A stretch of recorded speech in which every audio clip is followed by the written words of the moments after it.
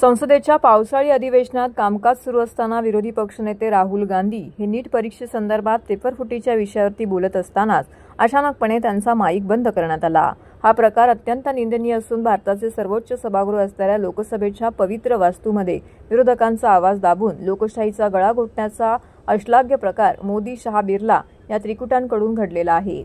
याच पार्श्वभूमीवरती लोकशाही विरोधी घटनेचा निषेध करण्यासाठी धर्मराज्य पक्षाच्या वतीने ठाणे रेल्वे स्टेशन फलाट क्रमांक 1 बाहेरील पदपथावरती सॅटिस पुलाखाली मूक निदर्शने करण्यात आली। यावेळी धर्मराज्य पक्षाच्या वतीने सत्ताधारी भाजप महायुतीचा तीव्र निषेध करण्यात आला। याप्रसंगी धर्मराज्य पक्षाचे अध्यक्ष राजन राजे, पदाधिकारी, कार्यकर्ते, नागरिक, बंधू भगिनी मोठ्या संख्येने उपस्थित होते। धर्मराज्य पक्षातर्फे राजन राजे यांच्या अध्यक्षांच्या आदेशानुसार आम्ही निदर्शने करीत आहोत। आपल्या सर्वांना कल्पना असेल, आपला लोकशाहीचा गौरवशाली इतिहास आहे आणि गेल्या काही वर्षांमध्ये लोकसभेमध्ये माईक बंद हा प्रकार चालू आहे आणि तो प्रकार आज विरोधी पक्ष नेत्यापर्यंत पोहोचला आहे। आणि ज्या वेळेला विरोधी पक्ष नेते राहुल गांधी यांनी संसदेत माझा माईक बंद आहे, त्यावेळेला लोकसभेचे सभापती ओम बिर्ला यांनी सांगितलं की माईक बंद केला नाही, बटन माझ्याकडे नाही।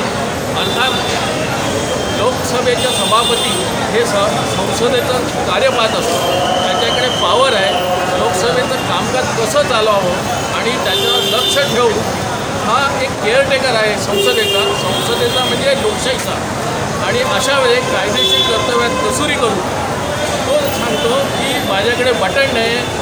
आम्हाला याचा अर्थ असा लागतो हा लोकशाहीवर घाला आहे। त्यांचं काम होतं की बाबा माईक कोणी बंद केला तो चालू करण्याचं, आणि हे प्रकार वारंवार वाढत चालल्यामुळे एक मूक निदर्शनं करून आम्ही एक विरोधाभास दाखवत आहोत की लोकशाहीचा आवाज तुम्ही बंद करू शकत नाही।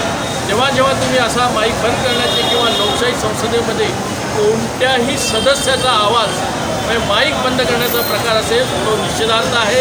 आज सदस्यांपासून विरोधी पक्षनेता उद्या हा पंतप्रधानांपर्यंत जाईल, म्हणूनच या लोकशाहीचा गौरवशाली लोकशाहीचा अभिमान बाळगण्यासाठी आम्ही आंदोलन करतो।